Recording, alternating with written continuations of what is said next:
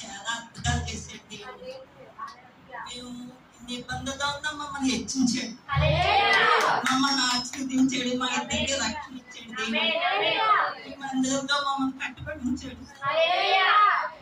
దేవుడికి కృతజ్ఞతలు చెల్లించుకుంటున్నాను. మా అబ్బాయి మా కోళ్ళు కూడా మాది ప్రార్థన చేయాలి నమ్ముతున్నాను.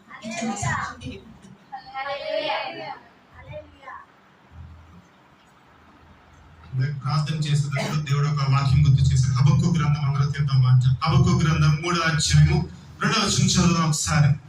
హబక్కు గ్రంథము 3వ అధ్యాయము 2వ వచనం. యెహోవా నిన్ను గూర్చిన వార్త విని నేను భయపడుచున్నాను. యెహోవా సంవత్సరములు జరుగుచుండగా నీ కార్యము నూతనపరచుము. చాలమ్మా, ఏమని రాయబడింది? యెహోవా సంవత్సరములు జరుగుచుండగా నీ కార్యములు నూతనపరచు.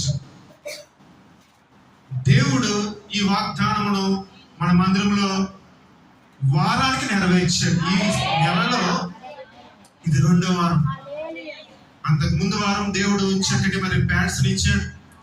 మరి ఈ వారం చక్కటి సౌండ్ సిస్టమ్ చక్కటి మిక్సర్ దేవుడు ఇచ్చాడు. దేవుడు నమ్మదగిన వాడు. ఆయన అవునంటే అవును, కాదంటే కాదు. మాట ఇచ్చిన వాడు నెరవేర్చుతాడు. దేవుడి మాటలు మనం వినికిడిలో దీవించినాక